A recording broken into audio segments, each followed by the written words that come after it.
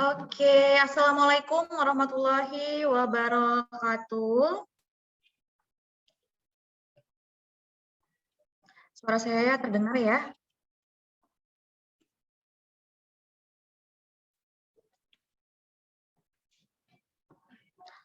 Oke, baik. Dalam kesempatan ini saya Ayu Soraya yang akan membawakan acara dari awal hingga selesai dalam rangkaian acara Ngabuburit Seru Nambah Ilmu. Nah, kita Briter gedungnya sekarang lagi di Jakarta Pusat, kebetulan sedang mendung ya. Jadi mohon maaf jika nanti akan ada terkendala mungkin di sinyal karena sekarang sedang ada guntur di sini. Baik, sebelumnya saya ingin kita semua tetap semangat dalam seharian ini dalam sharing lah kita sebutkannya, dalam berdiskusi di topik yang gak kalah seru dari yang kemarin. Mungkin Sobat Britim kemarin sudah join dengan kita, sudah bergabung dengan kita, dan hari ini join kembali, atau mungkin saya melihat di sini ada banyak sekali peserta baru, ada banyak sekali Sobat Britim yang baru join ya. Di sini ada 5.000 peserta. Oke, terima kasih kepada 5.000 peserta yang sudah menyempatkan waktunya untuk ngabuburit seru nambah ilmu bersama Briter. Baik, sebelum kita mulai, saya ingin seperti biasa ya, saya ingin membagikan energi positif, membagikan vibe positif kepada Sobat Britim yang sudah bergabung dalam acara Ngabuburit Seru Nambah Ilmu ini. Jadi saya harap sebelumnya untuk seluruh Sobat Britim yang bergabung untuk dapat menyalakan videonya ya. Saya harap untuk dapat menyalakan videonya agar kita dapat saling berkenalan. Baik, saya ingin menyapa terlebih dahulu ada Bapak Zulfikar. Halo Bapak Zulfikar. Ada Ibu Siti Zohri, ada Ibu Diah Kartikawati, Ibu Maria Irma yang sudah bergabung dari awal sesi hingga sekarang. Terima kasih banyak Ibu. Kita jadi makin semangat nih. Terus ada banyak lagi, ada Bapak Heri Wihasnanto, boleh dinyalakan videonya Bapak. Ada banyak sekali, ada Bapak Armansyah dan semuanya yang tidak bisa saya sebutkan satu persatu. Terima kasih atas ketersediaan waktunya dalam acara kita Ngabuburit Seru Nambah Ilmu ini. Pastikan Sobat Britim sudah mengisi link pendaftaran untuk mendapatkan e-sertifikat dan sudah bergabung dalam grup WhatsApp yang mana nantinya untuk link e-sertifikat akan kita bagikan di grup. Dan buat Sobat Britim yang belum follow akun sosial media kita, pastikan untuk follow karena nantinya Sobat Britim akan mendapatkan berbagai macam informasi baik terkait penulisan artikel ilmiah maupun pelatihan baik di bidang akademik maupun profesional. Tidak akan ada ruginya untuk follow kita tentunya di Instagram @briter.id dan Facebook briter.id. Nah, pastikan Sobat Britim juga untuk tetap stay dalam rangkaian acara Ngabuburit Seru Nambah Ilmu ini yang akan diselenggarakan sampai dengan pukul 4:30 sore ini. Karena nantinya buat Sobat Britim yang ikut hingga akhir akan mendapatkan voucher diskon spesial untuk setiap layanan dari Briter, voucher hingga Rp100.000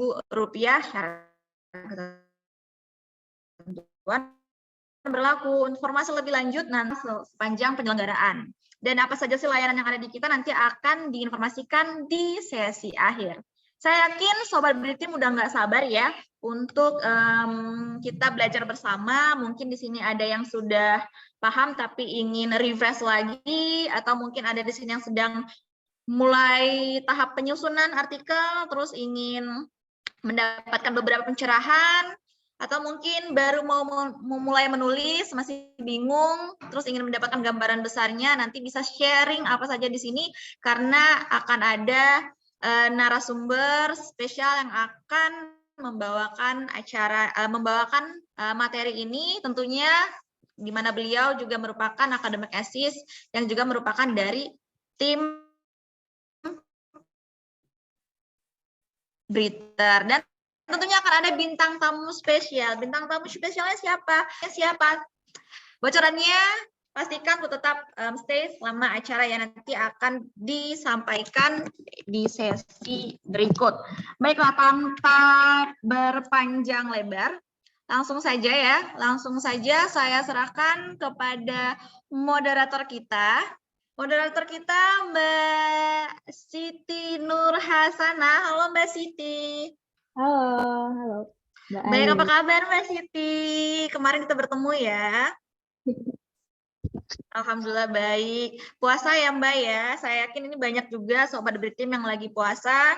Semoga semangatnya nggak turun nih. Karena kita mau siap-siap menambah ilmu dan sharing seperti tema kita kali ini, ngabuburit seru nambah ilmu. Jadi harus seru sepanjang acara ya Mbak Siti ya. Betul. Betul. Oke, baik saja langsung saya serahkan kepada Mbak Siti selaku moderator. Terima kasih. Terima kasih Mbak Ayu. Saya pertama-tama saya mau perkenalkan diri dahulu ya. Saya Siti Nur Hasanah sebagai Academic Assist dari Breather.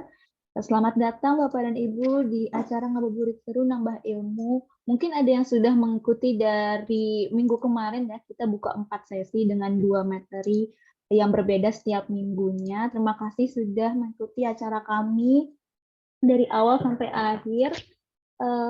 Sebelum Mbak Isra akan tampil memberikan materi yang sangat penting ya untuk akademisi jika ingin menuliskan artikel dan tips-tipsnya seperti apa sih. Sebelumnya nanti akan ada sambutan dari Q1 expert kita, Breather, yaitu Pak Denny Fikri, Prof. Denny Fikri. Tapi sebelum Prof. Denny memberikan sambutannya, nanti akan ada iklan yang sangat penting harus dilihat oleh Bapak dan Ibu. Silakan untuk iklannya.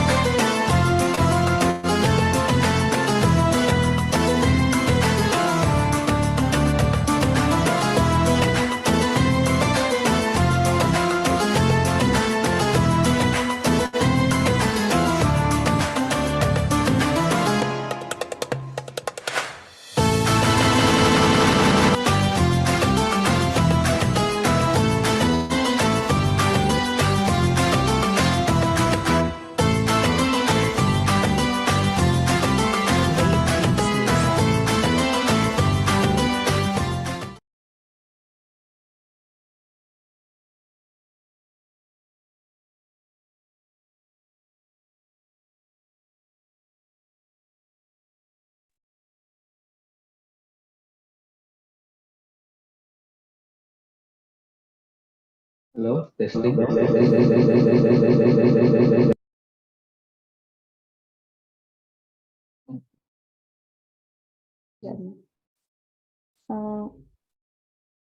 Oke, langsung saja kita sama Pak Denny ya.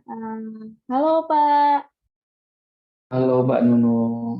Bapak, ya ampun, kita bertemu lagi nih di acara ini ya. Kemarin kita sudah ngobrol juga.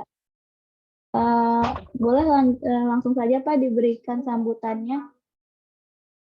Baik, terima kasih Mbak Nunu dan juga teman-teman Breather ya. Halo Britim, selamat sore untuk yang berpuasa. Ini acara ngabuburit yang insya Allah berfaedah ya. Dan juga teman-teman lainnya yang tidak berpuasa tidak masalah ya, nambah ilmu bisa kapanpun ya. Nah, pada topik sore kali ini kita akan mendengarkan bersama-sama mengenai trik dalam penulisan jurnal ilmiah. Tentu saja ini sangat penting untuk teman-teman, untuk para mahasiswa, untuk teman-teman dosen ya, para akademisi yang berniat ingin mempublikasikan hasil risetnya, hasil penelitiannya ke jurnal-jurnal yang bereputasi, baik akreditasi nasional maupun terindeks global ya, seperti Scopus dan seterusnya. Nah ini nanti Mbak Isra akan narasumber kita ya, yang kali ini itu Mbak Isra akan memaparkan secara detail, secara rinci mengenai trik dan tipnya lah bagaimana menulis jurnal ilmiah yang baik dan benar.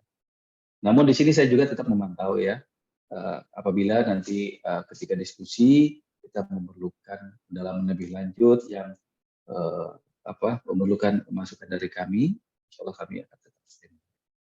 Semoga acara ini bermanfaat dan semakin menambah semangat teman-teman untuk melakukan penulisan ilmiah.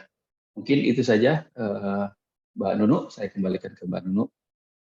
Terima kasih. Assalamualaikum warahmatullahi wabarakatuh. Waalaikumsalam warahmatullahi wabarakatuh. Terima kasih Prof. Denny atas sambutannya. Selanjutnya kita akan langsung ke acara intinya, yaitu adalah pemaparan dari Mbak Isra mengenai pembuatan artikel ya. Ini sangat basic sekali yang akan ditampilkan oleh Mbak Isra. Boleh Mbak Isra di share screen saja langsung.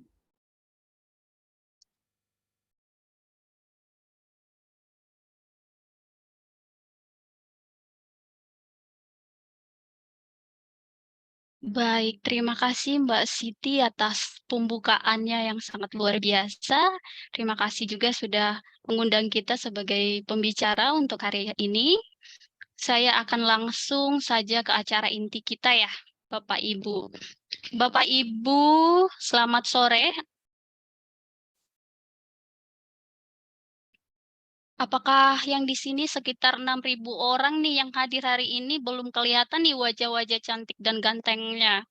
Mohon dong diaktifkan kameranya ya supaya kita sama-sama bisa berinteraksi. Nih saya masih ada yang belum mengaktifkan kameranya. Jika masih ada yang belum, tolong diaktifkan ya. Baik. Ini saya sudah share screen. Apakah Bapak Ibu sudah melihat layar saya? Sudah? Baik, baik. Sebelum saya memulai, saya akan memperkenalkan diri terlebih dahulu. Nama saya Isra Framita Sianipar. Saya sebagai Academic Assist di Blitar. Untuk hari ini saya akan membawakan sebuah topik, yaitu strategi penulisan artikel ilmiah pada jurnal bereputasi. Nah, tapi saya pengen tahu nih, Bapak Ibu ini datangnya dari mana aja?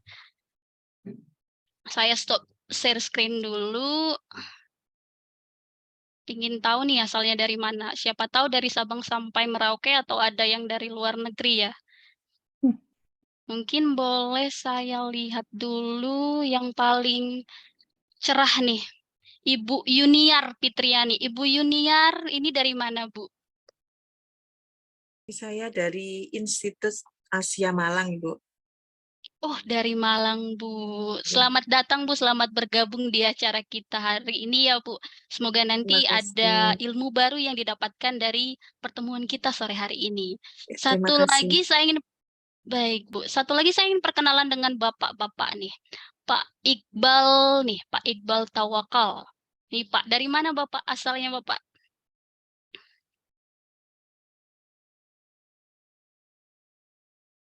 Halo, Pak Iqbal. Mungkin ada kendala jaringan, saya pergi ke tempat lain dulu nih, ke Ibu Aya Susanti. Ini Bu, dari mana Bu asalnya Bu? Jakarta. Wow, kita tetanggaan berarti Bu dari Jakarta. Iya. Atau sama-sama tinggal di Jakarta mungkin ya Bu. Betul. Baik, mungkin itu saja dulu yang bisa mewakili dari semua peserta yang hadir, karena ini ada 6.000 peserta, kalau saya tanya satu-satu nggak cukup waktu kita satu hari ini. Jadi itu saja dulu, nanti kita boleh perkenalan di balik layar melalui teman-teman yang lain yang ada di Blitar nantinya. Baik, saya langsung saja ke share screen saya.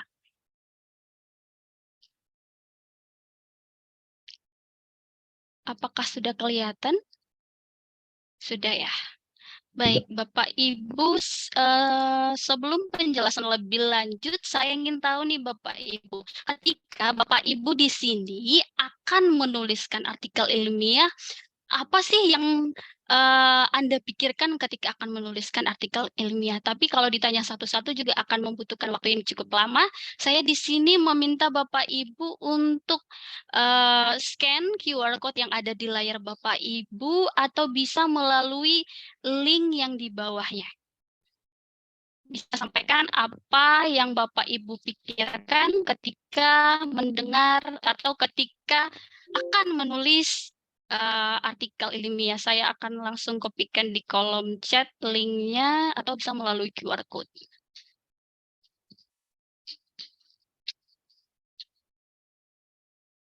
Saya beri waktu sekitar 1-2 menit Bapak Ibu untuk menyampaikan jawaban Bapak Ibu kepada saya. Nanti saya akan tunjukkan. Boleh ya Bapak Ibu?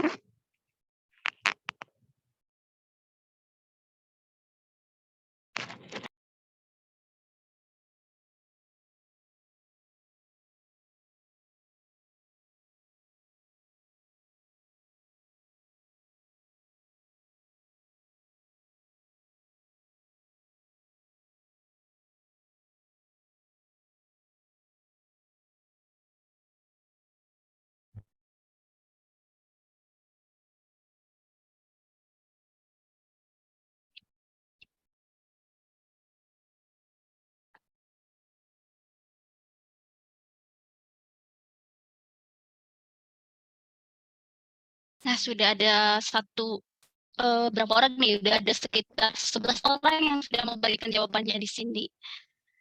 Saya akan coba sembari teman-teman atau Bapak Ibu yang lain menuliskan pendapatnya, saya akan membacakan, oh ada di sini struktur, rumit, terakreditasi, biaya publikasi, oh biaya publikasi juga ya, difficult, menuangkan sebuah ide, ada juga data, ada yang format susah, malas, bosen. Oke.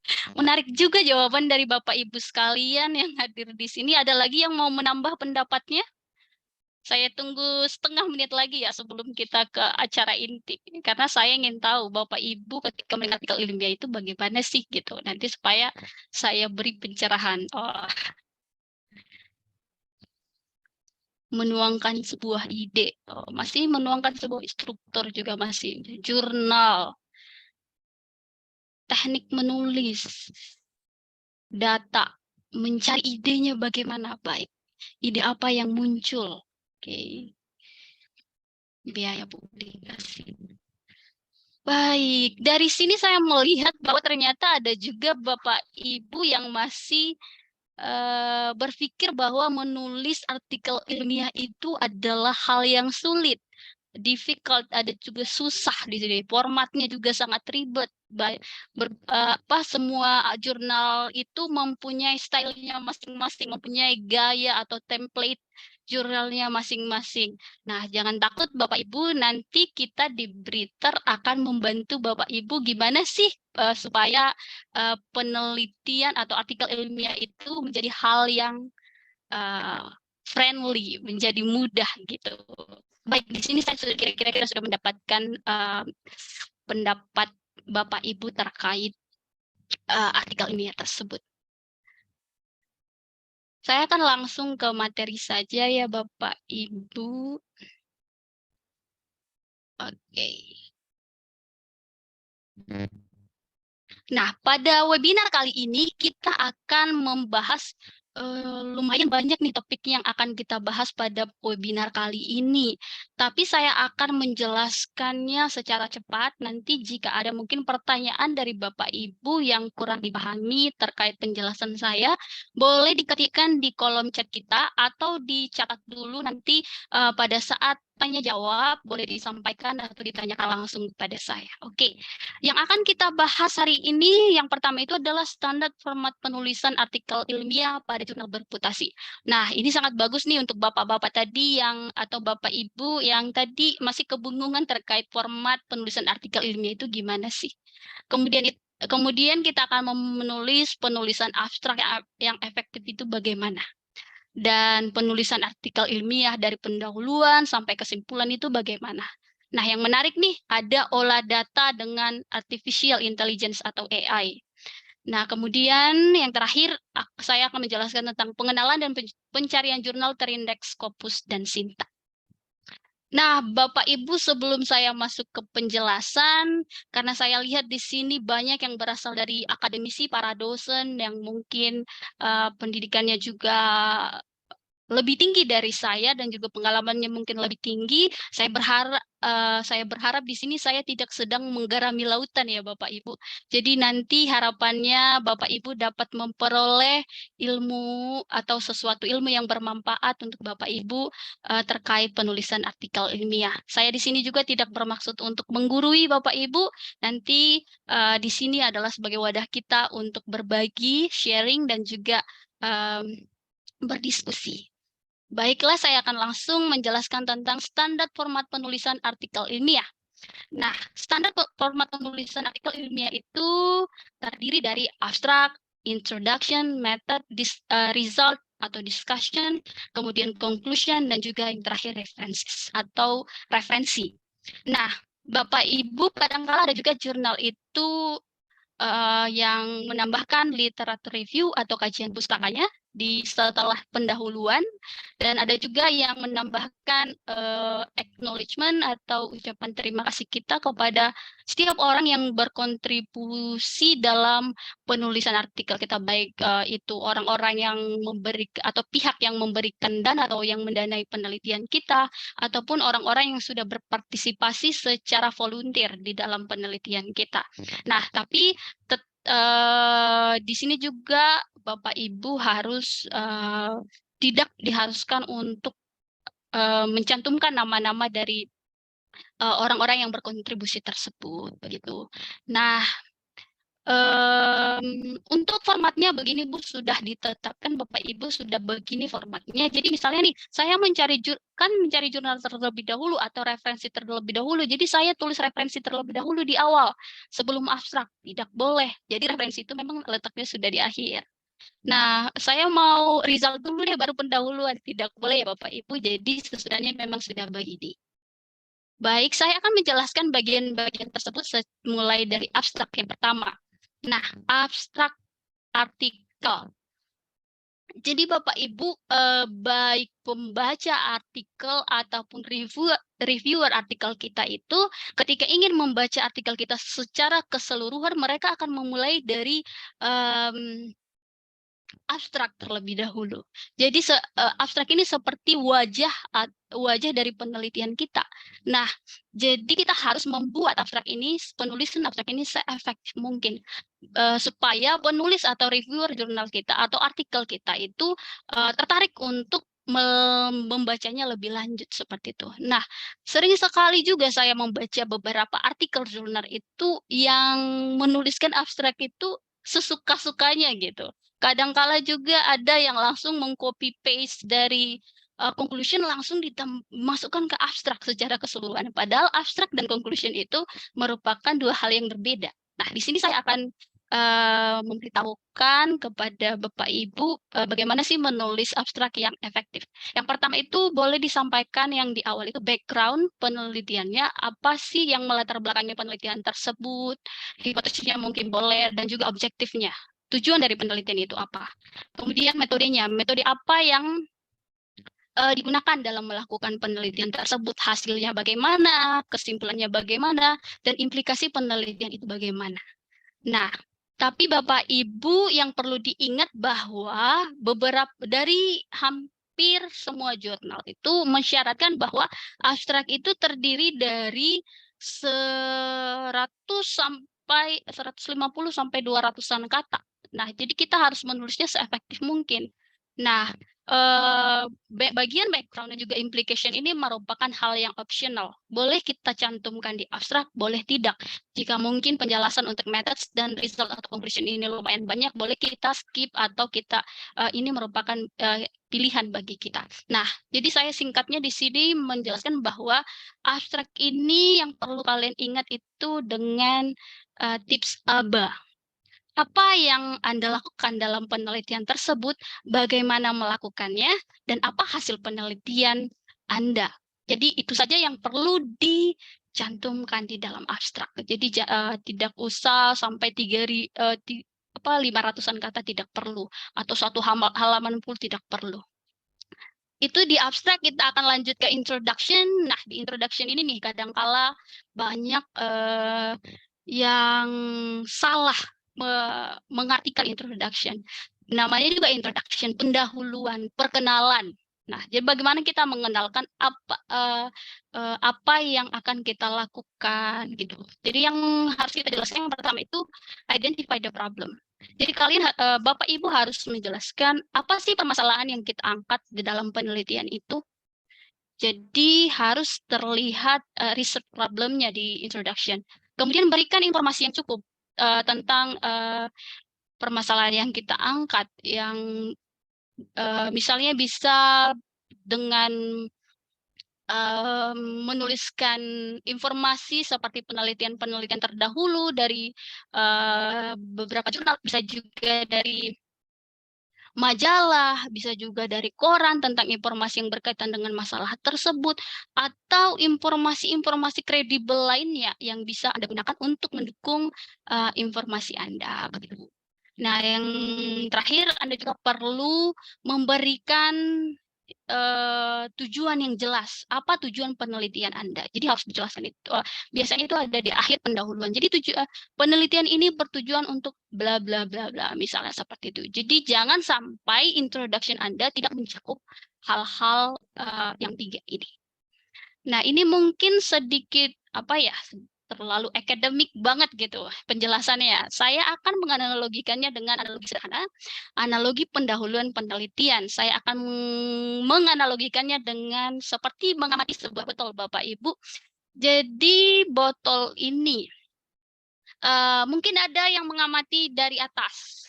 Nah, jadi saya tulis di sini ada banyak yang sudah melakukan penelitian atau sudah melakukan pengamatan terhadap botol ini. Yang sudah melihat dari atas menyatakan bahwa botol ini berbentuk lingkaran kecil dan besar. Itu mungkin yang sudah melihat dari atas. Itu mungkin kata-kata dari si Upin 2022. Jika Bapak Ibu telah hadir di acara webinar kita kemarin terkait anti plagiarisme tentang sitasi dan lain-lain. Nah, jadi ketika kita mencantumkan pendapat dari orang lain atau hasil penelitian orang lain, jangan lupa untuk memberikan sitasinya supaya terhindar dari plagiarisme. Kemudian sebagian lain juga melihat botol ini dari samping. Nah, dari yang melihat dari samping katanya botol ini mirip gitar. Itu kata si Ipin 2023. Lagi dan lagi kita harus memberikan sitasi atas pendapat orang lain atau hasil penelitian orang lain. Nah, meski demikian tidak satupun dari mereka yang melihat botol ini dari bawah. Jadi ternyata walaupun sudah banyak yang mengamati botol ini, ada yang tidak melihat dari bawah. Jadi itu nanti yang menjadi usulan penelitian kita atau kebaruan dari penelitian kita atau yang sering disebut dengan novelty atau kebaruan. Nah, jadi Bapak Ibu ketika sudah menemukan gap-nya atau sudah menemukan permasalahan penelitiannya, Bapak Ibu juga harus tahu manfaat dari penelitian kita itu apa. Karena tidak semua masalah itu mempunyai nilai penelitian. Jadi tidak semua masalah harus diteliti begitu. Nah, jadi di sini Bapak Ibu harus mempertegas atau menjelaskan bahwa manfaat ketika aku melihat botol ini ini sangat penting untuk merekonstruksi botol ini jika pecah dan harus dibuat ulang. Nah, itu kira-kira analogi sederhananya begitu ya, bukan yang nyatanya seperti itu. Nah, jadi ketika Bapak Ibu sudah mendapatkan permasalahan penelitian, jelaskan dengan detail manfaatnya apa. Nah, kemudian ajukanlah penelitian Bapak Ibu. Penelitian ini diajukan untuk mengamati botol tersebut dari bawah. Nah, jadi yang tadi itu yang sudah melihat dari atas, dari samping, itu yang sudah ada, atau penelitian yang sudah ada, yang existing, yang sudah ada diteliti oleh orang lain. Kemudian yang belum dilakukan itu disebut dengan gap penelitian.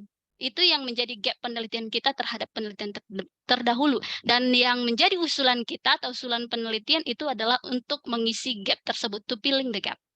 Nah, itu kira-kira analogi sederhana dari pendahuluan. Jadi Bapak Ibu harus menjelaskan yang sudah ada, existing, gap-nya apa, dan kemudian usulan penelitian atau tujuan penelitian itu apa. Itu kira-kira untuk introduction. Setelah introduction, kita masuk ke metodologi penelitian. Ini nih, yang sering menjadi masalah bagi kita yang suka nulis artikel ilmiah. Jadi sering sekali ditemukan bahwa di metode itu hanya tuliskan penelitian ini menggunakan penelitian kualitatif. Sugiono menyatakan bla bla bla, udah sampai di situ. Nggak ada lagi penjelasan yang lebih dalam. Padahal di metode penelitian itu apa sih yang harus kita jelaskan? Yang pertama itu harus ada risk desainnya. Oke, desain penelitian apa yang kita lakukan? Misalnya kuantitatif, kualitatif, eksperimental, dan yang lain-lain. Kemudian research datanya, bagaimana, siapa sih yang menjadi subjek penelitian kita, siapa yang berpartisipasi dalam penelitian tersebut. Kemudian data collection, bagaimana kita mengumpulkan data tersebut, apakah menggunakan instrumen seperti kuesioner atau mungkin menggunakan melalui wawancara. Oke, selanjutnya yang terakhir itu data analysis. Nah, bagaimana kita menganalisis data tersebut? Apalagi sekarang kan sudah zaman teknologi ya, banyak aplikasi-aplikasi yang bisa kita gunakan untuk melakukan analisis data. Jadi dijelaskan di sini secara ringkas atau detail juga software-software apa yang kita gunakan dalam menganalisis data. Mungkin RStudio, mungkin Viewers, atau alat-alat yang lain. Oke. Itu di research method. Kemudian result dan discussion. Nah, ini juga sering sekali result dan discussion ini dianggap sama, padahal ini adalah dua hal yang berbeda ya Bapak Ibu. Nah, di result ini kita akan menampilkan atau menuliskan terkait data-data apa yang sudah kita temukan setelah menganalisis data. Nah, kita akan tampilkan data tersebut, kemudian kita jelaskan, bisa juga data tersebut kita tampilkan supaya lebih menarik ya, apalagi yang jurnal tujuannya sudah ke Scopus ya, kita harus perhatikan penampilan tulisan kita juga. Seperti kita bisa menampilkannya dalam bentuk tabel yang lebih menarik, kita tambahkan chart, bisa juga diagram, bisa juga gambar yang lainnya. Nah, kemudian di sini ada discussion. Dan di discussion itu setelah kita menampilkan hasil dan juga penjelasannya, kita lanjut ke discussion. Nah, di discussion itu kita akan mencoba untuk menginterpretasikan hasil penelitian kita. Bagaimana sih hasil penelitian kita itu dan apa signifikansinya. Kemudian membandingkannya dengan penelitian-penelitian terdahulu. Bisa dibandingkan dengan yang sudah ada dijelaskan tadi di introduction. Nah, kemudian diskusikan di bagian discussion. Nah, bisa dibandingkan dengan penelitian dahulu, kemudian jelaskan juga limitation dari studi Anda. Setelah ada hasilnya, limitasinya gimana sih? Oh, ternyata masih begini, batasan penelitian ini masih terbatas, bla bla bla, bisa dijelaskan nanti terkait batasan penelitian. Kemudian implikasinya, dampak dari penelitian ini apa nantinya, mungkin untuk kebijakan, untuk ilmu baru atau teknik baru atau yang gimana atau yang lainnya gitu. Kemudian yang terakhir itu conclusion. Nah, ini juga ya, di conclusion ini kita tidak menampilkan data-data yang di result tadi, tapi di sini kita akan meringkas temuan-temuan kita. Nah, ini juga harus disesuaikan dengan research problem. Masalah berapa pertanyaan penelitian, misalnya ada 2 research problemnya, nah kita harus juga mengkonklusikan dengan 2 kesimpulan begitu. Jadi jangan riset problemnya 3, kesimpulannya ada 8, atau sebaliknya research problemnya ada 3 tapi yang di kesimpulan hanya 1. Jadi harus sama antara introduction dan conclusion ini. Nah, jadi di sini kita perlu merestate research question kita, menyatakan ulang pertanyaan penelitian, kemudian summarize the main findings, secara ringkas ya, kemudian interpretasinya bagaimana, kontribusinya ke dalam bidang tersebut apa, dan limitasi dan future direction-nya, batasan dan rencana ke depannya dalam penelitian tersebut bagaimana. Nah, itu kira-kira Bapak Ibu yang bisa saya jelaskan terkait penulisan dari abstrak sampai conclusion. Nah, jika ada pertanyaan nanti boleh di-keep dulu, nanti ditanyakan pada sesi tanya jawab. Saya langsung lanjut aja dulu ke pengenalan dan pencarian jurnal terindeks Scopus dan Sinta. Bapak Ibu di sini mungkin tidak asing lagi ya dengan kata-kata ini, sudah sangat familiar bagi kita mahasiswa atau dosen atau akademisi ya berkaitan dengan kedua nama ini. Namun saya akan menjelaskan untuk mengingatkan kembali mungkin, nah Sinta ini apa sih, Scopus itu apa? Nah, Sinta itu merupakan portal indexing jurnal yang dikelola oleh Kemendikbud. Jadi Indonesia punya ya Bapak Ibu. Jadi tingkat jurnalnya itu dari Sinta 1, 2, 3, 4, 5, 6. Nah, dan yang tertinggi itu dan yang terbaik itu berada di Sinta 1. Nah, Sinta 1 ini nanti biasanya sudah banyak menggunakan bahasa Inggris sih, karena levelnya ke Scopus. Nah, kemudian yang di Scopus ini adalah pangkalan data pustaka yang sudah memiliki standar dan reputasi di jurnal internasional. Jadi ini internasional punya. Nah, tingkatannya itu jika Sinta tadi sampai 6, kalau yang Scopus ini sampai 4 saja. Jadi ada Q1, Q2, Q3, dan Q4. Nah, Q1 itu adalah indeks yang paling tinggi, yang paling bagus. Itu Bapak Ibu. Nah, di sini saya akan menampilkan tentang Simago. Jadi Bapak Ibu mungkin di sini sudah punya artikel dan ingin submit artikel ke jurnal Scopus tapi bingung cari jurnalnya bagaimana, cari publishernya bagaimana begitu.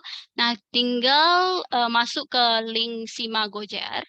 Jadi di sini kita bisa mencari jurnal tujuan kita. Nah, misalnya Bapak Ibu ingin ini tampilannya ada sekitar 27.339 jurnal atau publisher yang ada di SJR tersebut. Nah, jika Bapak Ibu ingin mencari tentang ini nggak bisa ya.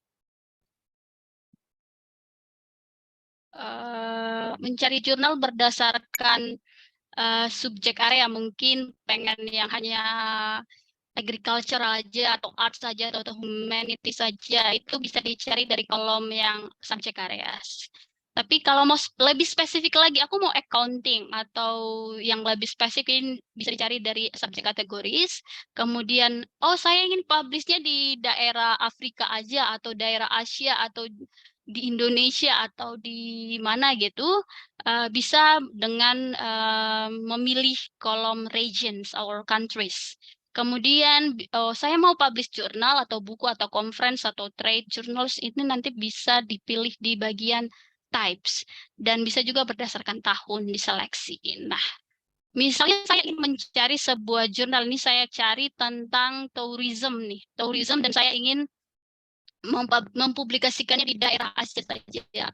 Nah, akan langsung muncul jurnal-jurnal yang ada di Asia tentang tourism. Nah, kebetulan Q1, Q2, Q3 belum ada di daerah Asia tentang tourism, itu masih mulai Q4 di sini. Nah, jadi ini ada Q4 atau indeks Scopus Q4. Nah, ketika saya mengklik di bagian ini langsung muncul tampilan seperti ini. Nah, jadi kita langsung diarahkan ke sini, kemudian kita tinggal klik how to publish in this journal.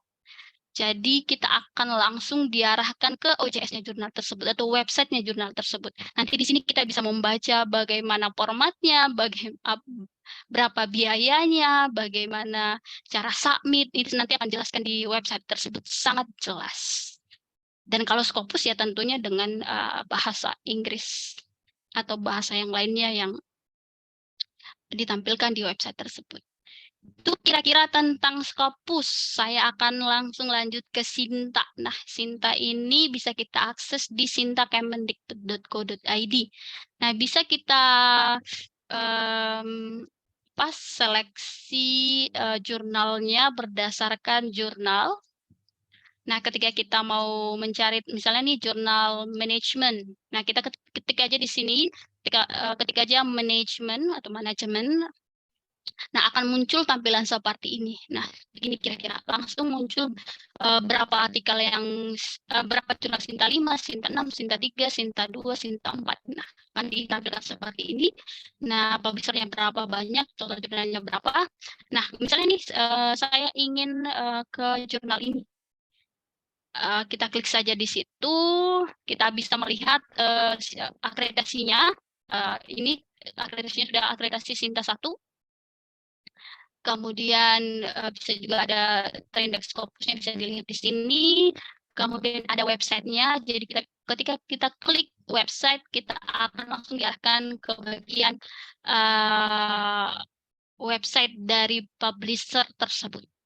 Itu kira-kira Bapak Ibu perbedaan antara Sinta dan Scopus dan bagaimana cara mengakses kedua indeks tersebut sudah saya jelaskan tadi. Mungkin sampai di situ penjelasan saya terkait perbedaan dari Sinta ke perbedaan antara Sinta dan Scopus.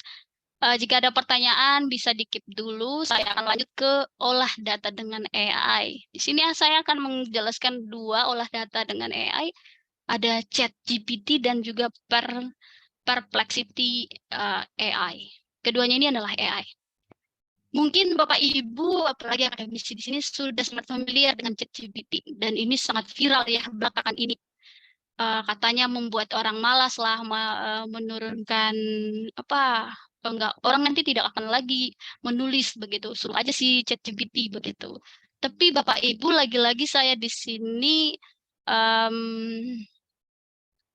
akan menyampaikan bahwa setiap hal itu mempunyai positif side dan negatif side-nya. Pasti punya sisi positif dan sisi negatifnya. Tapi di sini saya akan menyampaikan sisi positifnya Bapak Ibu. Nah, Bapak Ibu juga kalau punya pisau dapur, ketika menyalahgunakan atau salah menggunakan pisau dapur tersebut bisa juga membunuh orang. Jadi tergantung orangnya bagaimana menggunakan alat tersebut. Nah, ChatGPT juga demikian. Nah, di sini mari kita memanfaatkan ChatGPT ini untuk membantu kita mengolah data seperti itu.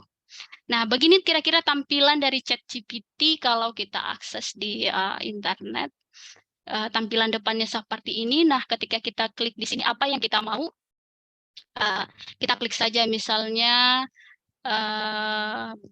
menanyakan bagaimana cara mengolah data gitu. Bisa kita tanyakan langsung. Apa saja mulai dari yang pertanyaan yang receh, yang biasa-biasa sampai yang ilmiah bisa. Oke, nah di sini saya olah data dengan ChatGPT. Mungkin Bapak Ibu di sini sudah melakukan penelitian, sudah mempunyai datanya dalam bentuk Excel. Nah, tapi bingung cara gimana sih menyampaikan hasil penelitian saya yang di Excel tersebut ke dalam kata-kata. Saya ini sudah punya data, tapi nggak tahu cara mengungkapkannya. Nanti bisa dibantu dengan bantuan si AI. Kita masukkan, copy paste saja data Ibu ke AI. Nah, nanti akan di-generate oleh si AI itu menjadi bentuk kata-kata. Nah, ini akan sangat membantu kita. Tapi lagi-lagi Bapak Ibu kembali ke topik penelitian kita yang kemarin itu terkait anti plagiarisme yang sangat erat kaitannya dengan etika publikasi. Jadi Bapak Ibu tidak boleh langsung meng-copy paste hasil dari si ChatGPT ini. Nanti kan jadi itu bukan hasil dari kita sendiri. Originalitasnya itu nggak ori lagi gitu. Jadi Bapak Ibu nanti silahkan. Nanti kan ini kita sudah sangat dibantu ya. Bagaimana menyampaikan menyampaikan data ini dalam bentuk kata-kata.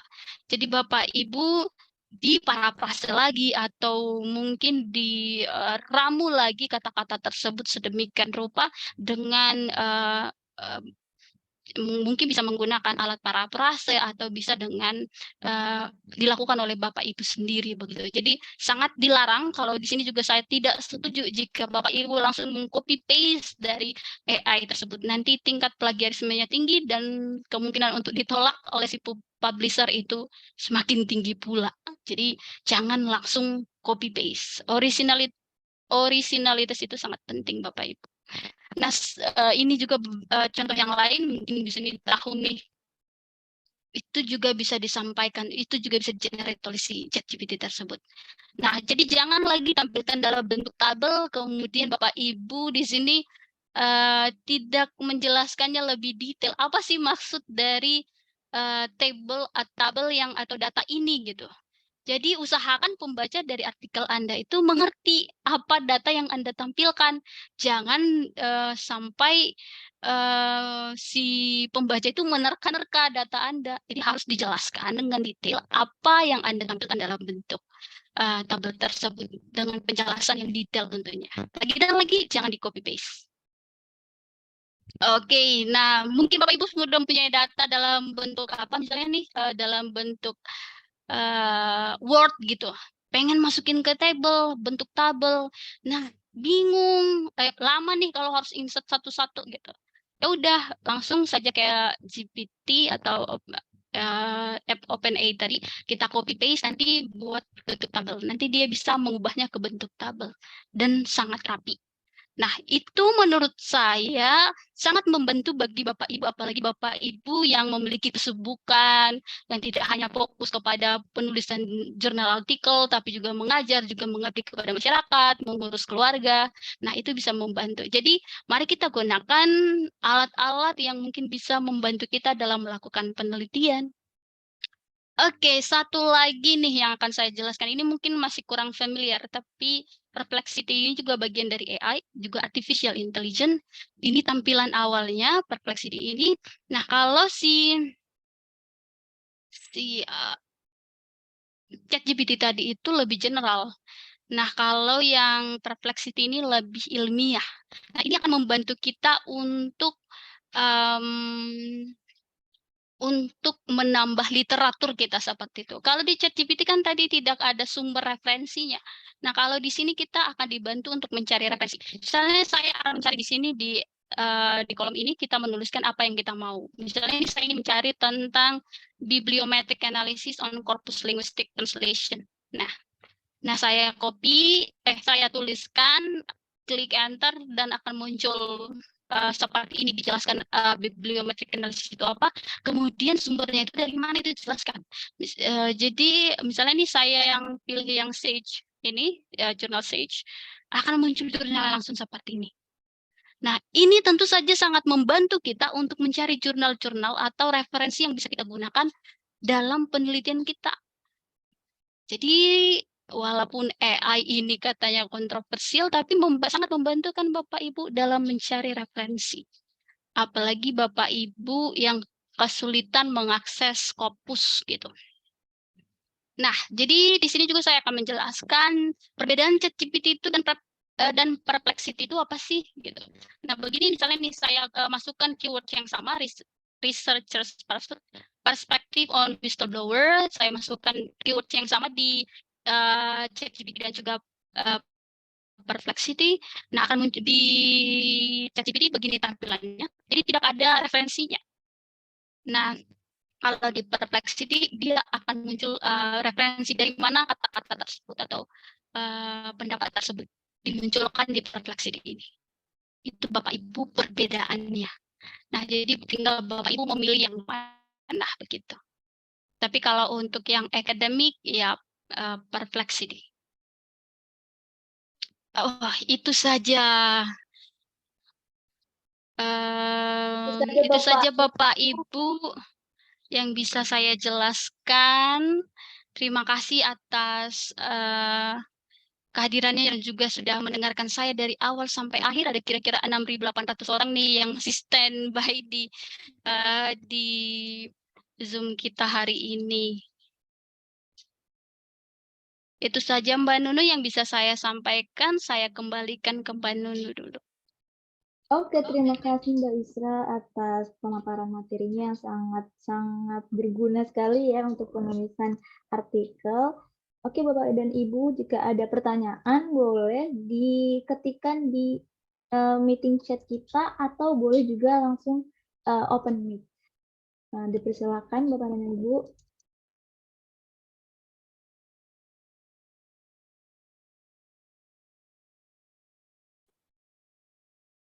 Mau bertanya, Bu. Boleh Bapak silakan diberitahukan pertanyaannya. Misalnya ini itu si A sebelumnya itu sudah pernah melakukan penelitian eksperimen terhadap suatu benda kerja dengan parameter bla bla bla bla. Kira-kira seperti itu. Dan kita ingin melakukan eksperimen dengan penelitian dengan parameternya itu hampir sama. Jadi misalnya dari 100 parameter kita hanya berbeda 2 parameter. Itu boleh nggak ya? Baik, Mbak Isra mau dijawab langsung atau ditampung terlebih dahulu? Baik, Bapak. Tapi saya nanti bisa juga ditambahkan, mohon expert kami ditambahkan jika kurang lengkap ya, Pak. Nah, dengan melakukan penelitian dengan parameter yang berbeda, hanya sedikit yang berbeda. Nah, ada juga penelitian yang hanya berbeda di data. Ada juga beberapa penelitian yang hanya berbeda di metode misalnya, dengan data yang sama tapi metode yang berbeda. Nah, Pak Henry tadi ya yang bertanya, menurut saya itu sah-sah saja, tergantung signifikansi dari penelitiannya bagaimana. Apakah penelitian, tadi sudah saya katakan bahwa Bapak Ibu harus bisa menyampaikan manfaat dari penelitian itu apa. Nah, jika Bapak Ibu tidak menemukan ada signifikansi dari penelitian tersebut, lalu manfaat penelitian itu apa? Begitu. Nah, jadi misalnya jika hanya menambahkan 2 parameter, tapi signifikansinya itu sangat jelas atau ada, begitu Bapak temukan, ya sah-sah saja menurut saya, begitu. Itu yang bisa saya jawab, Pak Denny. Mohon ditambahkan jika saya salah penyampaian. Baik. Oke, terima kasih Mbak Isra. Saya rasa dari penjelasannya sudah cukup baik ya. Betul sekali yang dilihat dalam penelitian itu mengenai idenya. Variabel mungkin mirip seperti itu, tapi riset question ataupun riset problem tadi apa yang mau kita overcome, yang mau kita atasi itu yang menjadi bottom line. Sepertinya itu sebetulnya ya. Tentu nantinya kita kalau sudah melihat permasalahan-permasalahan yang ada, tentu kita tidak akan melakukan repetisi atau pengulangan. Ya. Jadi kan misal baik itu kampus ya untuk skripsi, untuk PA, apalagi levelnya untuk publikasi, tentu tingkat kebaruan ataupun variabel tadi yang mana yang dianggap lebih dominan, lebih baru itu akan sangat penting menjadi pertimbangan. Ya. Yang penting justifikasi mengenai posisi penelitian kita atau benchmarking penelitian kita dibandingkan dengan penelitian itu kita bisa dapat jelaskan. Itu ya. Mengenai variabel, ya tentu kalau begitu kita sudah tahu apa yang kita mau lakukan dan apa yang tidak boleh kita lakukan, dengan sendirinya kita akan menentukan mana yang perlu atau tidak. Misal ya, kalau dalam dunia teknik misalkan kita memerlukan alat uji yang sama, itu tidak ada masalah. Kalau alat uji itu hanya tools. Tapi kalau misalkan kebaruan, misalkan komposisinya itu juga sama dan seluruhnya sama, yaitu tidak ada kebaruan. Ya. Namun variabel-variabel lainnya misalkan kita mau mencoba di temperatur yang berbeda nih, yang saat ini yang ada hanya sampai temperatur sekian, ya boleh. Karena tadi misalkan so far sejauh ini penelitian itu hanya dilakukan untuk kondisi hingga temperatur sekian misalkan. Nah, itu boleh ya, walaupun sama-sama kecepatan misalkan ataupun sama-sama tekanan ataupun sama-sama temperatur, namun kondisinya berbeda. Dijelaskan rentangnya itu kenapa berbedanya di latar belakang itu nanti tentu kita akan menemukan gap-nya tadi ya. Oh, hingga saat ini material tersebut hanya mampu bertahan atau diaplikasikan hingga tempat persekian. Oleh karena itu dalam penelitian ini kita tambahkan beberapa kondisi sehingga material itu mampu bertahan hingga temperatur atau kondisi yang kita inginkan tadi. Mungkin seperti itu ya Pak Henry ya. Jadi silakan mirip-mirip variabel pun boleh, tapi tetap ada kebaruan. Ya, tetap yang dinilai itu novelty kebaruannya, bukan dari variabelnya. Variabel tentu nanti akan dilihat kesesuaian atau kebutuhannya tadi. Mungkin itu baca tambahannya. Baik, terima kasih Pak Denny yang sudah menambahkan penjelasan dari jawaban Mbak Isa. Selanjutnya ada pertanyaan lagi nih dari Bapak Abdul Jalil. Mohon izin bertanya Mbak, terkait publikasi di Scopus, terkadang ada jurnal yang terindeks di Scopus, dan SJR-nya itu bagus di atas 1,5. Namun artikel yang dipublikasikan di jurnal tersebut dalam satu terbitan hanya sebagian yang masuk ke database Scopus. Mohon penjelasan itu apa penyebabnya. Mungkin ini pertanyaan bisa dijawab oleh Prof. Denny ya, karena saya juga sebagai akademik ASIS baru menemukan problem yang seperti ini nih. Boleh Pak Denny dibantu menjawab pertanyaan Pak Abdul Jalil? Salam kenal Pak Abdul Jalil. Iya ini boleh open mic Pak Abdul Jalil. Kalaupun mau berinteraksi nggak apa-apa. Silahkan. Mungkin supaya lebih clear. Ini. Pak, mohon maaf nggak Ya. bisa ngidupin kamera Pak, karena jaringan agak nggak stabil. Nggak apa-apa, voice aja nggak apa-apa. Atau open mic saja, bukan kamera, nggak apa-apa. Ini Pak Abdul Jalil ini pernah menemukan kasus seperti ini gitu ya? Iya, Prof. Jadi ada jurnal yang sudah terindeks oleh Scopus, SJR-nya lumayan besar ya, dasar 1,5. IF dan SJR beda ya. Esteem ke faktor, SJR itu saya bahasanya, namun parameter berbeda ya. SJR-nya 1,5, namun artikel yang dipublikasikan di jurnal tersebut dalam satu terbitan hanya sebagian yang masuk ke database Scopus. Maksudnya apa ini? Apakah yang baru terbit gitu maksudnya? Sebagian tadi itu sehingga dia masih proses indexing yang terbaru atau gimana nih maksudnya? Iya, Prof. Jadi pernah ada kasus di beberapa penulis di kampus itu, Prof, menerbitkan artikel ilmiah di satu jurnal, kemudian jurnalnya sudah kami cek begitu, dengan sedemikian rupa masih kontinu atau tidak di Scopus itu masih kontinu. Kemudian kita cek SJR-nya bagus, kemudian kita cek impact factor-nya juga bagus. Tetapi ada hal aneh begitu.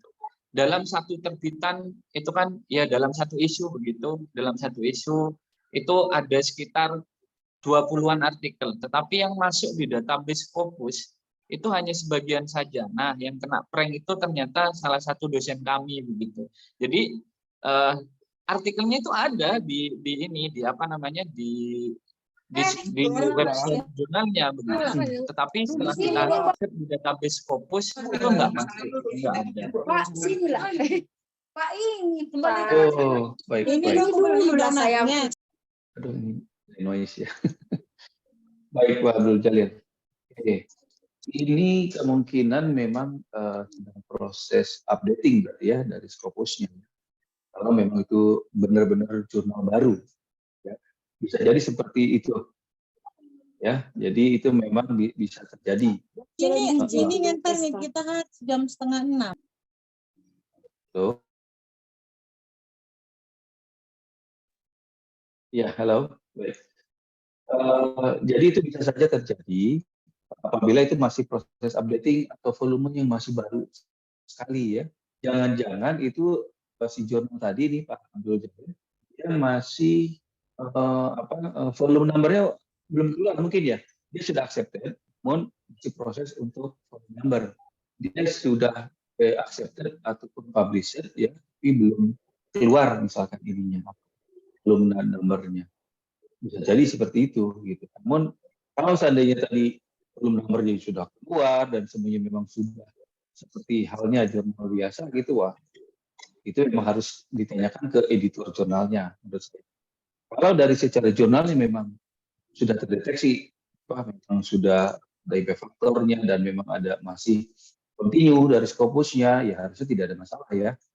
Mungkin tinggal ditanyakan ke si editornya, ada proses apa nih yang memang sehingga si jurnal ini kok belum terindeks ataupun belum masuk seperti itu. Mungkin itu kasus per kasus sih Pak Abdul Jalil ya. Mungkin itu Iya saja Pak. Iya, Bro. tanggapan dari kami. Kasus Baik. per kasus terkadang, Bro. Terkadang di DOAJ juga sering terjadi begitu. Akhirnya kami Betul. berasumsinya malah begini, Prof. Makanya kami minta pencerahan begitu. Mungkin Prof pernah mengalami hal tersebut begitu. Akhirnya kami berasumsi bahwa begini, apa namanya, DOAJ dan Scopus itu sistem pengindekannya hampir sama. Jadi pengelola jurnal itu harus melaporkan terbitannya mengunggah XML ke sistem pengindekan mereka begitu. Kami akhirnya berasumsi malah paling ini pengelola jurnalnya yang nakal sehingga ada XML yang nggak diupload, akhirnya tidak masuk ke database pengindeks begitu. Itu asumsi kami hari ini begitu. Itu masih nggak ngerti itu apa asumsi kami benar atau ada hal lain yang melatar belakangi begitu, Bro. Baik. Abdul Jalil, untuk yang DOAJ dan SJR itu agak sedikit berbeda.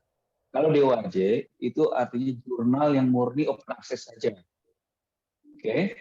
Kalau SJR itu dia hibrid, bisa yang open access, bisa tidak. SJR itu saudaraannya sama Scopus.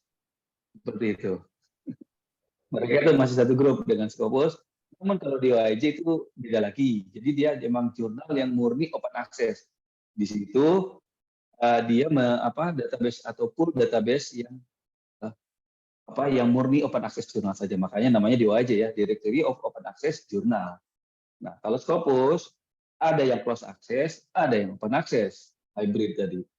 So selama dia itu terbitan dari Elsevier ya, ataupun yang dari Scopus tadi, grupnya ini masih grupnya Scopus. Itu di SJR itu. Kira-kira Pak Abdul Jalil memang agak sedikit berbeda. Kalau boleh tahu Pak Abdul Jalil dari mana nih ya kampusnya? Dari Unmuh Jember, Prof. Oh, dari Jember. Wah, luar biasa. Jauh Terima saya, Prof. kasih. Ini peserta yang paling kenal. ini kayaknya. Ya, kalau dengan Jawa Timur saya baru ada kerjasama dengan ITS. Ya kalau yang Magelang ya ada dengan Brawijaya. Ya insya Allah lah kalau ini. Oke, terima kasih Pak Abdul Jalil. Ya, tetap semangat untuk bisa bekerja sama dengan Bruker gitu kan. Jadi biar kita lebih lagi begitu kan terhubung silaturahminya gitu.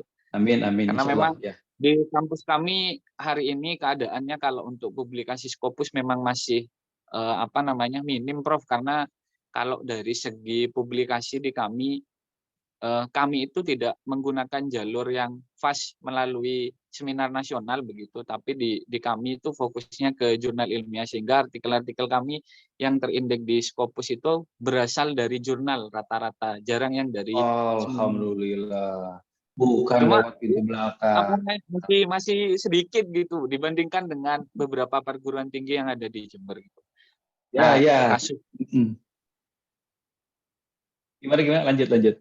Jadi kasus yang saya sampaikan tadi itu karena memang publikasinya di jurnal gitu, Prof. Akhirnya kami berasumsi begitu. Karena saya tanyakan ke teman-teman yang jurnalnya terindeks di DOAJ sama di Scopus itu, DOAJ itu kalau mau melaporkan terbitannya harus upload XML begitu. Kalau yang Scopus gimana? Ya sama, harus upload XML juga begitu. Baru nanti datanya akan masuk ke database Scopus. Walah, ini asumsinya akhirnya muncullah asumsi itu. Enggak semua, enggak. Seperti itu, enggak manual. Enggak, itu by system ya, harusnya, bukan manual ya. Kalau untuk pengelola jurnal memang dia sudah terafiliasi dengan Scopus, dia mungkin sudah otomatis. Kalau DOAJ tadi itu udah di luar itu ya. Yang dinilai oleh bukti juga sebetulnya kan yang lebih dinilai kan Scopus ya Pak ya. Seperti itu. Iya, Bro. Kalau di luar itu ya kalau yang lokal ya tentu saja Sinta gitu. Kalau Sinta ada Sinta 1 kan udah masuknya Scopus ya. Jadi agak masalah gitu. Saya salut juga dengan teman-teman Jember tadi itu tidak melalui fast track, artinya bukan dari selected dari jurnal namun murni lewat pintu depan. Wah, biasa ya. Nanti kalau memang perlu kerjasama dengan kami dalam hal untuk sosialisasi tip dan trik lebih detail lagi, tadi udah dikasih bocoran tuh sama Mbak Isra udah pakai AI katanya. Iya, Bro. Nah, coba. Banyak sekali sebetulnya tips dan triknya ya yang kita anggap sulit. Sekarang udah dengan teknologi, apalagi kita udah industri 5.0 ya, udah society 5.0 kayak gini, harusnya wow, teman-teman ini dari dunia akademisi untuk hasrat menulisnya itu bisa lebih tersalurkan dan lebih terfasilitasi sih menurut saya. Gitu. Mungkin gitu dulu sementara Bro Jalil. Pak Abdul Jalil, salam untuk teman-teman Terima semua di kasih, Jember. Bro. Ya, sambil-sambil Oke. Terima kasih Prof. Denny yang sudah menjawab pertanyaan dari Pak Abdul Jalil nih. Saya juga baru tahu ada hal problem seperti itu ya. Untuk Bapak dan Ibu yang lain, kalau mau bertanya masih dipersilakan satu pertanyaan lagi ya, dan kita punya limitasi waktu. Silakan bisa ketikkan di chat atau bisa open mic langsung.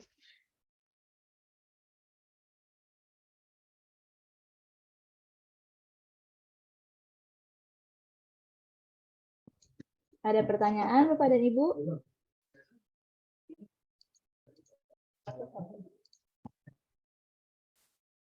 Mungkin Bu Eko Susilowati nih mau bertanya, tadi di chat sudah memberitahu kita kalau beliau hadir. Siapa tahu ingin bertanya, ada pertanyaan untuk Mbak Isra.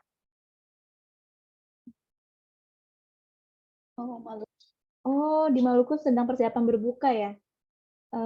Tapi ini Ibu Siti Johri. Untuk Selamat berbuka nih untuk yang Maluku. Iya. Untuk Bu Eko Susilowati ada pertanyaan, Bu? Boleh di open mic kalau terkendala untuk open video. Masih di mute. Bu Eko-nya masih di mute sepertinya. Ya, selamat sore Ibu. Selamat sore. Saya mau bertanya, ini Bu Eko Menisi Sulawati nggih. Untuk mau kirim jurnal bereputasi itu kiat-kiatnya bagaimana nggih? Kok agak susah sekali nggih. Terima kasih. Ya, saya inginnya yang agak murah ya, yang gampang dan cepat gitu. Terima kasih. Baik, Mbak Isra boleh dijawab pertanyaan dari Ibu Eko Susilowati. Bu Eko Susilowati, ini nih yang perlu diperbaiki paradigmanya terkait publikasi tadi juga, biaya publikasinya lumayan mahal begitu. Tapi Bapak Ibu, jika Bapak Ibu mencari di jurnal Scopus, banyak publikasi yang free. Tapi kalau memang untuk yang open access akan berbiaya, tapi sangat banyak itu jurnal-jurnal yang free. Nah, gimana untuk cepat? Nah, kalau mau cepat, kayaknya tidak bisa cepat itu, yang instan itu nggak jurnal namanya. Tapi untuk menulis jurnal itu butuh proses. Nah, Bapak Ibu juga penting untuk melakukan penelitian yang memang benar-benar penelitian begitu. Jangan penelitian, tidak harus hebat-hebat banget, tapi yang menunjukkan kebaruan seperti itu. Dan harus jelas datanya dari mana, cara mengolahnya bagaimana, menulisnya juga jangan hanya sekedar konsep peneliti, konsep definisi, misalnya bahasa adalah bahasa Inggris, bahasa internasional. Jangan seperti itu. Nah, tadi saya sudah menjelaskan, mungkin Bu Eko agak terlambat tadi atau bagaimana. Itu saya sudah jelaskan tadi mulai dari penjelasan dari bagaimana menulis abstrak, pendahuluannya bagaimana, metodenya bagaimana, menampilkan result dan discussion itu bagaimana. Dan saya yakin ketika Bapak Ibu sudah mengikuti tips-tips tadi atau strategi yang sudah saya sampaikan, akan lebih mudah untuk Bapak Ibu atau kesempatan untuk diterima atau peluang untuk diterimanya itu akan lebih tinggi dibanding dengan menulis dengan tidak terstruktur begitu. Jadi tetap harus mempertimbangkan struktur jurnal tersebut. Nah, begitu sih Bu yang mungkin bisa saya sampaikan, atau ada pertanyaan lebih lanjut Ibu? Enggak ada, terima kasih. Oke, terima kasih Mbak Isa atas jawabannya. Mungkin saya boleh menambahkan ya, Bu. Memang ada beberapa jurnal yang free, misalkan kita cari di Scopus, dan juga ada yang berbayar untuk open access. Tapi memang list jurnal di Scopus itu, di SJR itu banyak sekali ya, Bu. Mungkin memang Ibu terkendala nih di dalam waktu untuk mencari jurnal-jurnalnya sesuai dengan budget Ibu. Nah, Ibu bisa menggunakan layanan kami, karena nanti kami akan memberikan rekomendasi list publisher atau jurnal yang sesuai dengan skop Ibu dan juga sesuai dengan budget Ibu untuk publikasi ini. Jadi kalau misalkan Ibu tertarik, boleh nanti hubungi business development kita, ada 3, Mbak Iska atau Mbak Dwi dan Mbak Ayu nih, sebagai MC kita hari ini. Mungkin itu saja yang bisa saya tambahkan. Terkait dengan waktu, mungkin sepertinya kita tutup saja ya. Oke. Mungkin akan ada penjelasan sedikit dari Mbak Isra mengenai layanan kami terkait publikasi. Boleh Mbak Isra di share screen ya.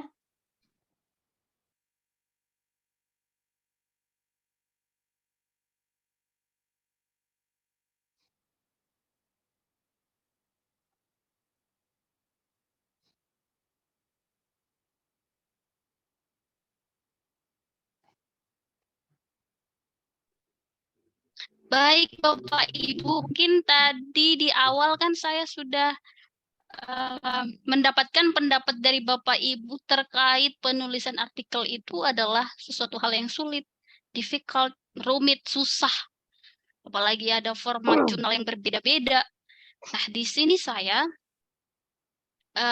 atau kami dari tim Briter mempunyai layanan asistensi publikasi artikel nasional, berstandar nasional maupun internasional.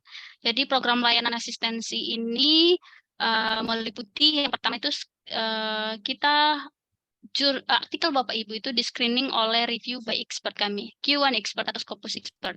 Jadi kita punya beberapa expert di sini yang mereview artikel Bapak Ibu. Jadi di sini perlu kami tekankan bahwa kami bukan joki yang akan menulis jurnal Bapak Ibu atau artikel Bapak Ibu dan terima bersih, bukan seperti itu. Jadi Bapak Ibu di sini diharuskan mempunyai artikel penelitian terlebih dahulu ataupun mempunyai data penelitian terlebih dahulu. Nanti kita bantu bagaimana untuk memperbaiki jurnal tersebut supaya bisa layak dipublikasikan di jurnal bereputasi. Nah, mungkin diolah data masih saya tidak bisa mengolah data. Nanti kita juga punya BA yang akan membantu Bapak Ibu untuk melakukan olah data. Ada juga Bapak Ibu, ketika Bapak Ibu ini merasa bingung masih penelitiannya bagaimana, kita mempunyai layanan coaching. Jadi Bapak Ibu boleh coaching kepada expert kami dulu tentang apa yang akan dilakukan dalam penelitiannya, bagaimana mengumpulkan data, nanti bisa dengan coaching ya Bapak Ibu.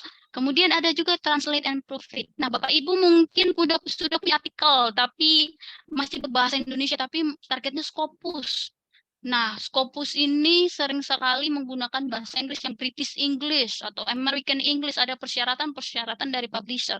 Jadi Bapak Ibu di sini kami bisa membantu untuk mentranslate atau memproofread artikel Bapak Ibu. Karena saya sendiri juga kebetulan background pendidikan saya itu dari magister linguistik, backgroundnya di translation. Jadi saya bisa membantu Bapak Ibu di sini untuk menerjemahkan artikel-artikelnya jika dibutuhkan.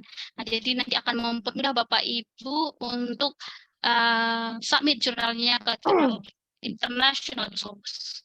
Selain itu ada juga proses Mendeley. Jadi kemarin juga ada seorang Bapak menanyakan terkait penggunaan alat sitasi. Jadi Mendeley ini sangat membantu kita untuk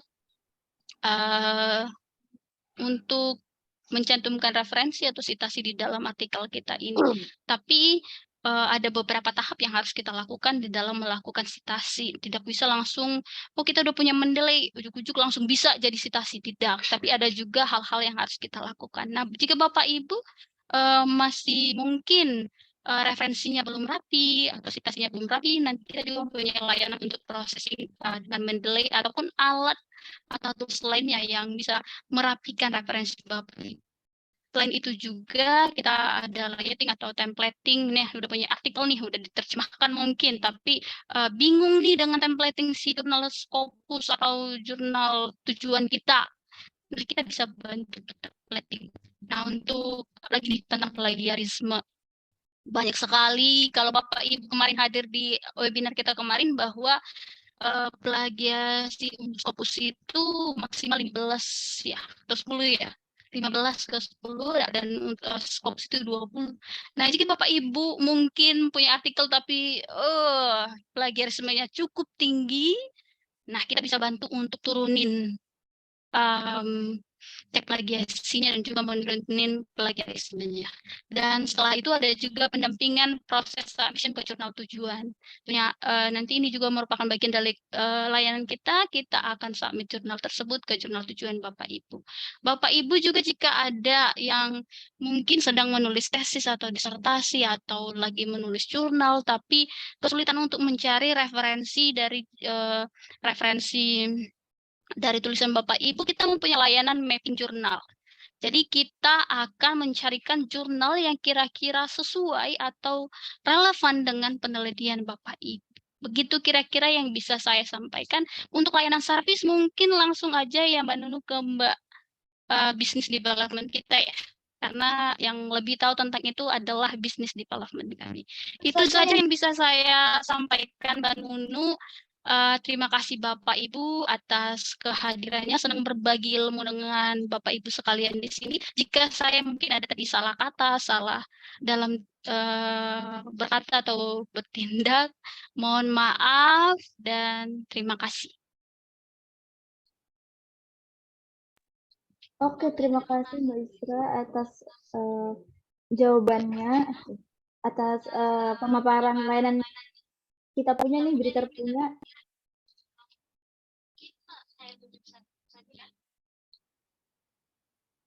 Mungkin saya tutup saja ya untuk webinar kita hari ini. Selebihnya kurang lebih mohon maaf bila ada kata-kata yang salah dari saya dan Mbak Isra. Saya lanjutkan ke MC. Saya lanjutkan ke MC Mbak Ayu, boleh? Baik, terima kasih banyak untuk narasumber kita Mbak Isra F. Sianipa dan juga moderator kita yang gak kalah keren juga Mbak Siti Nur Hasanah dan tentunya Prof. Denny Sidki yang sudah menyempatkan waktunya, sudah bersedia untuk berbagi, untuk sharing di acara Ngabuburit Seru Nambah Ilmu kali ini. Nah, tadi masih ada beberapa pertanyaan yang belum terjawab ya, mungkin belum terjawab dengan jelas atau mungkin ini ada seperti Pak Armansyah dan tadi ada yang direct message juga ke saya. Jadi saya ingin menambahkan informasi ya terkait pertanyaan-pertanyaan yang tadi belum terjawab. Jadi buat Britim, buat Bapak dan Ibu yang mungkin sekarang ini sedang dalam tahap penyusunan artikel ya, bingung nih, gimana nih, adakah support system yang bisa membantu kami dalam mempublikasikan artikel kami nih? Tenang. Di sini kita hadir, Briter hadir sebagai support system untuk Bapak dan Ibu. Caranya bagaimana dan apa yang akan kita lakukan? Yang pertama, intinya pastikan Bapak dan Ibu sudah mempunyai draft artikelnya. Yang kedua, nanti Bapak dan Ibu dapat menghubungi tim business development kami, tolong kepada tim operator untuk mencantumkan 3 nomor tim business development kita yang dapat dihubungi oleh Bapak dan Ibu untuk berkonsultasi terkait layanan yang dibutuhkan ya, terkait yang dibutuhkan. Terus yang dibutuhkan ada apa aja nih? Nah, Briter menyediakan layanan mulai dari asistensi publikasi jurnal, baik itu tujuannya mau ke jurnal terindak Sinta maupun Scopus. Dari Sinta 6, 5, 4, 3, 2 kita bisa bantu, dan Scopus terindak dari Scopus Q4, Q3, Q2, Q1 kita bisa bantu. Lalu pertanyaannya, apa yang akan kita lakukan dan apa yang menjadi tanggung jawab juga dari sebagai penulis? Intinya Briter di sini kita bukan joki, jadi untuk revisi substansial, revisi mayor terkait substansial penelitian itu tetap menjadi tugas dan tanggung jawab dari peneliti ya, harus memenuhi revisi substansial, terkait substansial. Nah, untuk teknis penulisannya itulah yang akan Briter bantu. Nah, detailnya seperti apa nanti akan dijelaskan oleh masing-masing tim business development kita. Lalu biayanya bagaimana? Biayanya variatif, jadi pastikan Bapak dan Ibu menjelaskan terlebih dahulu secara detail nih kebutuhan Bapak dan Ibu. Jadi jika diperlukan nanti untuk mengirimkan draft artikelnya terlebih dahulu untuk kita cek, tolong dikirimkan. Jadi kita bisa ngecek nih sekiranya potensial publish-nya untuk artikel dan Bapak dan Ibu ini kemana nih kira-kira. Dan kalau misalnya ada target tertentu, berarti apa yang harus kita lakukan bersama-sama. Begitu ya Bapak dan Ibu ya. Oke. Selain daripada itu, jadi misalnya nanti Bapak dan Ibu, ini kan saya lihat nih kan ada dari berbagai instansi universitas ya. Jadi kalau misalnya Bapak dan Ibu ingin mengundang kita untuk melakukan sosialisasi di instansi atau di universitas di perguruan tinggi Bapak dan Ibu, bisa banget.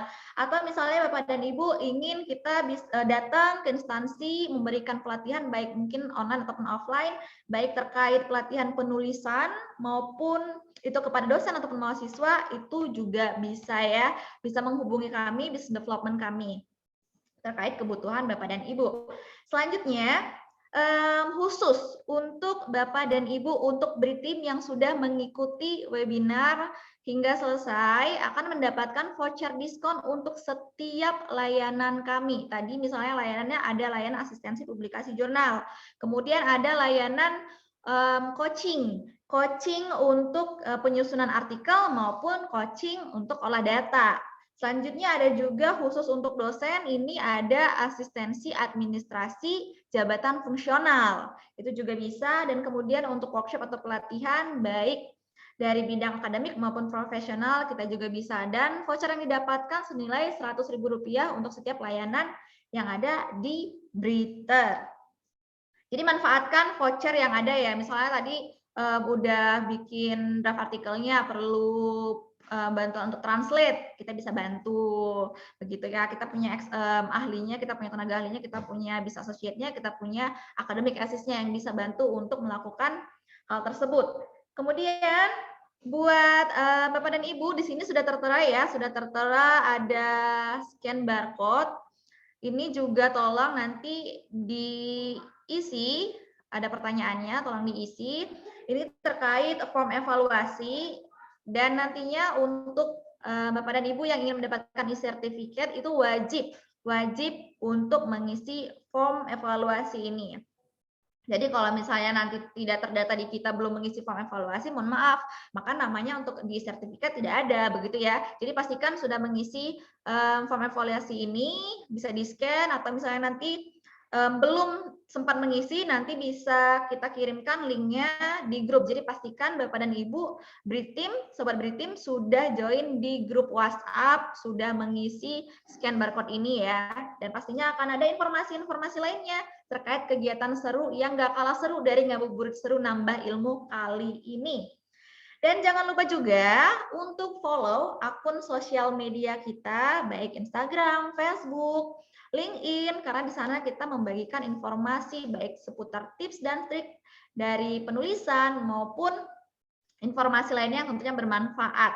Dan untuk program-program seru dan voucher lainnya juga akan kita informasikan di sosial media kita. Jadi pastikan Sobat Britim menjadi yang pertama untuk mendapatkan informasi menarik dari kita.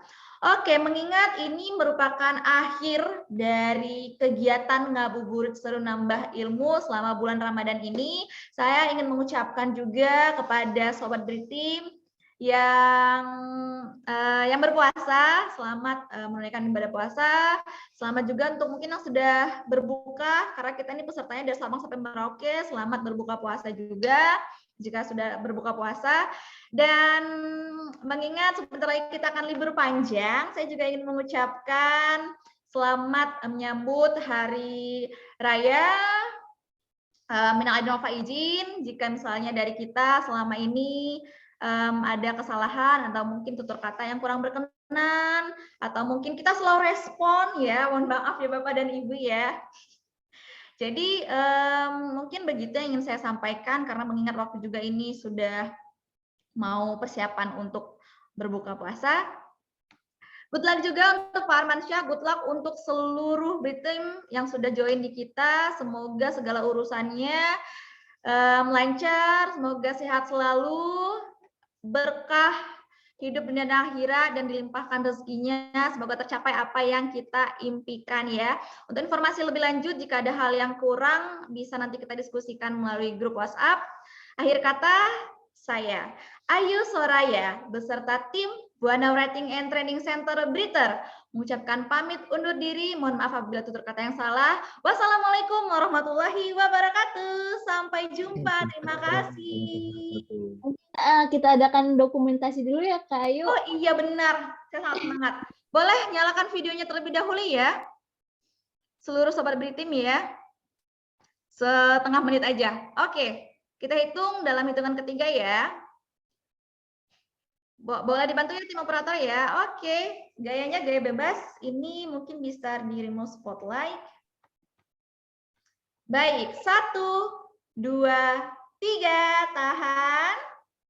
Tahan lagi. Oke, gaya bebas lagi yuk. 1, 2, 3. Senyum ceria, tahan. Lagi. Oke, terima kasih.